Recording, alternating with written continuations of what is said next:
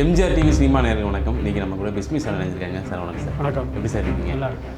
யுவன் சங்கர் ராஜா ரொம்ப நாள் ஆளை காணும் சார். என்ன தான் சார் நடக்குது? ஏன்னா அவர் வந்து மியூசிக் பண்ணுற படங்கள் எல்லாமே ஹிட்டு அந்த மாதிரிலாம் இருந்த காலகட்டங்கள். அவர் பாட்டு கேட்டு நிறைய பேருக்கு வந்து அவர் வந்து ஒரு மெடிடேஷன் அப்படின்னு சொல்கிற அளவுக்குலாம் இருந்துச்சு. ஆனால் இப்போ தொடர்ந்து ஆளை காணுமே சார். அவர் என்ன தான் சார்? யுவன் சங்கர் ராஜா வந்து துபாயில் செட்டில் ஆகிட்டார். உங்களுக்கு தெரியும், அவர் திருமணமான பெண் வந்து துபாயில் இருக்காங்க. இவரும் துபாயில் செட்டில் ஆகி அங்கே தான் ரெக்கார்டிங் தியேட்டர்லாம் வச்சுருக்காரு. இங்கிருந்து கிட்டத்தட்ட காலி பண்ணிட்டு போயிட்டார். காலியே பண்ணிட்டாங்க. ஆமாம். நார்மலாகவே நீங்கள் சென்னையில் இருக்கும்போது யுவன் சங்கர் ராஜாவை அவரை வைத்து படம் எடுத்த இயக்குனர்களாலேயே ரீச் பண்ண முடியாது.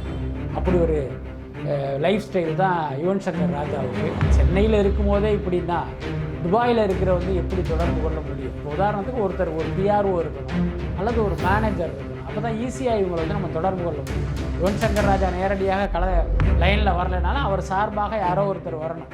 ஆனால் இங்கே பார்த்தீங்கன்னா இவரை வந்து யார் மூலமாக இவரை கான்டாக்ட் பண்ணுறதுன்னு யாருக்குமே தெரியல. இன்னும் சொல்லப்போனால் அவரை வைத்து படம் எடுத்த இயக்குனர்களாலேயே அவரை கான்டாக்ட் பண்ண முடியல. இப்போ உதாரணத்துக்கு 7 கடல் 7 மலைன்னு ஒரு படம், ராம்னூர் தான் அவருடைய நண்பர் தான் இயக்குனர். அந்த படத்துடைய ரீரிகார்டிங்கே யுவன் சங்கர் ராஜாவை வந்து ரீச் பண்ண முடியும். ராம் வந்து ஒரு இன்டர்வியூவில் சொல்லியிருப்பாரு, யாரும் இல்லைனாலும் நான் படம் பண்ண இருக்க மாட்டேன், யுவன் சங்கர் ராஜா நான் படமே பண்ண மாட்டேன் அப்படின்னு ஒரு தகவல் சொன்னார். உங்களுக்கு தெரியும். ஆனால் வந்து இப்போ வந்து அவர் பண்ணுற படத்துக்கு மியூசிக் வந்து சந்தோஷ் தயாநிதி அவர்கள் வந்து மியூசிக் பண்ணுறாரு சார். இது எப்படி சார் பார்க்குறீங்க? இல்லை, அதுதான் நீங்கள் ஒருத்தர் மீது உள்ள நட்புல நம்பிக்கையில் வந்து நம்ம ஒரு கருத்து சொல்லுவோம். அது வந்து காலாகாலத்துக்கு அப்படி ஒரு கல்வெட்டு மாதிரி நிலச்சி நிற்கும்னு நம்ம எதிர்பார்க்க முடியாது. இன்னொன்று அந்த கருத்து சொல்கிறவங்க அந்த நம்பிக்கையில் சொல்லுவாங்க. ஆனால் அது காலப்போக்கில் அது மாறும்போது அதற்கு மாறாக நடந்து கொள்ள வேண்டிய நிலைமைக்கு தள்ளப்படுறாங்க. இப்போ ராம் எடுத்துக்கிட்டிங்கன்னா யுவன் சங்கர் ராஜாவுடைய ரொம்ப ஒரு ஆத்மார்த்தமான நட்பு. 2 பேருமே பரஸ்பர அன்பும் மரியாதையும் கொண்டவர்கள் தான். ராமை பொறுத்த வரைக்கும் படம் பண்ணால் எனக்கு யுவன் சங்கர் ராஜா தான் வேணுங்கிறதுல ரொம்ப உறுதியாக இருப்பார். அவருடைய படத்துக்கு அவர் ஸ்பெஷலாக மியூசிக் போடுவார். ஏன்னா அவங்களுக்கு தெரியும், தங்க மீன்கள்லாம் தேசிய விருதே வாங்குச்சு. ஆனால் என்ன சிக்கல் அப்படின்னா, நான் ஏற்கனவே சொன்ன மாதிரி இந்த யுவன் சங்கர் ராஜாவுடைய அந்த ஆட்டிடியூடு மாறினதுனால இப்போ இவங்கெல்லாம் ஒரு கட்டத்தில் இரிட்டேட் ஆகிட்டாங்க. இப்போ சமீபத்தில் 7 கடல் 7 மலை படத்தினுடைய டீசரோ ட்ரெய்லரோ வந்தது. அதுக்கே யுவன் சங்கர் ராஜா மியூசிக் பண்ணலை, வேறொருத்தரை மியூசிக் பண்ணி தான் அதை ரிலீஸ் பண்ணாங்க. என்ன காரணம்? இவர் வந்து ஒரு அவுட் ஆஃப் ரேஞ்சுக்கு போயிட்டார். ஸோ அதுதான் முக்கியமான காரணம். மற்றபடி யுவன் சங்கர் ராஜா ஒரு திறமையான இசையமைப்பாளர், அதில் மாற்றமே இல்லை. அதே நேரம் பார்த்திங்கன்னா இந்த மாதிரியான ஒரு குணத்தினால் வந்து அவர் தன்னுடைய வாய்ப்புகளை இழந்துக்கிட்டு இருக்கார்.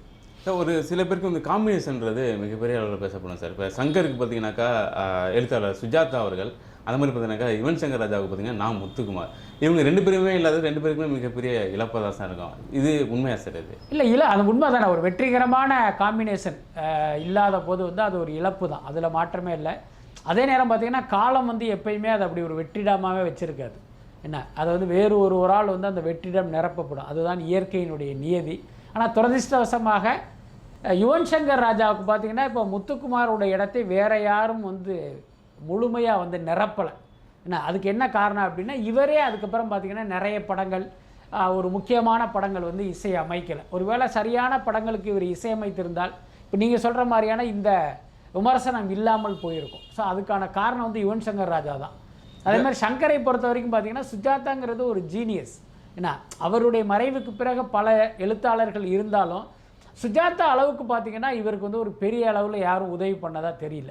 யுவன் சங்கர் ராஜா பார்த்தீங்கன்னாக்கா இப்போ படத்துக்கு மியூசிக் பண்ணுறதை விட கான்செப்டுக்கு போயிடலாம், அதுதான் வந்து முக்கிய கவனம் செலுத்துறதா ஒரு தகவல் இருக்குது. அது உண்மையாக சார்? அது இல்லை, அது என்னன்னு தெரியல. பட் எல்லா இசையமைப்பாளர்களுமே இப்போ கான்செப்டில் வந்து கவனம் செலுத்துகிறாங்க. என்னென்னா குறைந்தபட்சமாக ஒரு 5 கோடி ரூபா உங்களுக்கு வருமானம் கொடுக்குது. அது ஏன்னா ஒரு நாள் வேலை தான், அதுக்கு ஒரு வார ரிஹர்சல் அப்படின்னா கூட ஒரு வாரம் 8 நாளுக்கு வந்து உங்களுக்கு பல கோடி ரூபா வருமானத்தை ஈட்டுதுங்கிறதுனால இவங்களுக்கு வந்து அதன் மேலே வந்து ஒரு பெரிய ஆர்வம் ஏற்பட்டிருக்கு. நாட் ஓன்லி யுவன் சங்கர் ராஜா, கிட்டத்தட்ட அனிருத் பார்த்திங்கன்னா படங்களுக்கு இசையமைப்பது பாதி நாள் உலகம் முழுக்க சுற்றிக்கிட்டு இருக்காரு. தேவா, விஜய் ஆண்டனி அப்படின்னு பல பேர் அப்படி தான் பண்ண ஆரம்பிச்சிட்டாங்க. ஆமாம், எல்லா மியூசிக் டைரக்டர்களுமே பெரிய அளவில் பணம் பண்ணிகிட்டு இருக்காங்க. அதனால் அதை வந்து நம்ம தப்புன்னு சொல்ல முடியாது.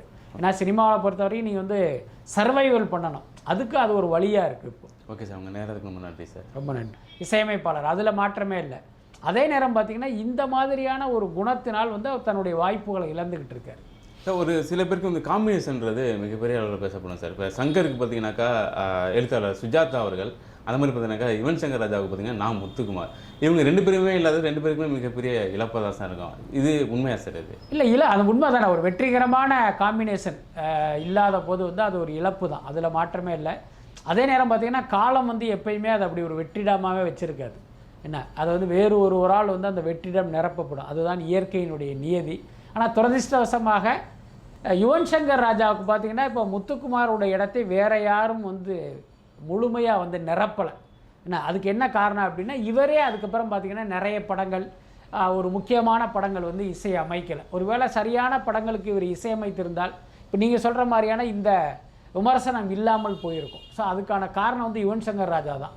அதே மாதிரி சங்கரை பொறுத்த வரைக்கும் பார்த்தீங்கன்னா சுஜாதாங்கிறது ஒரு ஜீனியஸ். ஏன்னா அவருடைய மறைவுக்கு பிறகு பல எழுத்தாளர்கள் இருந்தாலும் சுஜாதா அளவுக்கு பார்த்தீங்கன்னா இவருக்கு வந்து ஒரு பெரிய அளவில் யாரும் உதவி பண்ணதா தெரியல. யுவன் சங்கர் ராஜா பார்த்தீங்கன்னாக்கா இப்போ படத்துக்கு மியூசிக் பண்ணுறதை விட கான்செப்டுக்கு போயிடலாம், அதுதான் வந்து முக்கிய கவனம் செலுத்துறதா ஒரு தகவல் இருக்குது. அது உண்மையாக சார்? அது இல்லை, அது என்னன்னு தெரியல. பட் எல்லா இசையமைப்பாளர்களுமே இப்போ கான்செப்டில் வந்து கவனம் செலுத்துகிறாங்க. என்னென்னா குறைந்தபட்சமாக ஒரு 5 கோடி ரூபா உங்களுக்கு வருமானம் கொடுக்குது. அது ஏன்னா ஒரு நாள் வேலை தான், அதுக்கு ஒரு வார ரிஹர்சல் அப்படின்னா கூட ஒரு வாரம் 8 நாளுக்கு வந்து உங்களுக்கு பல கோடி ரூபா வருமானத்தை ஈட்டுதுங்கிறதுனால இவங்களுக்கு வந்து அதன் மேலே வந்து ஒரு பெரிய ஆர்வம் ஏற்பட்டிருக்கு. நாட் ஓன்லி யுவன் சங்கர் ராஜா, கிட்டத்தட்ட அனிருத் பார்த்திங்கன்னா படங்களுக்கு இசையமைப்பது பாதி நாள் உலகம் முழுக்க சுற்றிக்கிட்டு இருக்காரு. தேவா, விஜய் ஆண்டனி அப்படின்னு பல பேர் அப்படி தான் பண்ண ஆரம்பிச்சிட்டாங்க. ஆமாம், எல்லா மியூசிக் டைரக்டர்களுமே பெரிய அளவில் பணம் பண்ணிகிட்டு இருக்காங்க. அதனால் அதை வந்து நம்ம தப்புன்னு சொல்ல முடியாது. ஏன்னா சினிமாவை பொறுத்தவரைக்கும் நீங்கள் வந்து சர்வைவல் பண்ணணும், அதுக்கு அது ஒரு வழியாக இருக்குது இப்போ. ஓகே சார், உங்கள் நேரத்துக்கு ரொம்ப நன்றி சார்.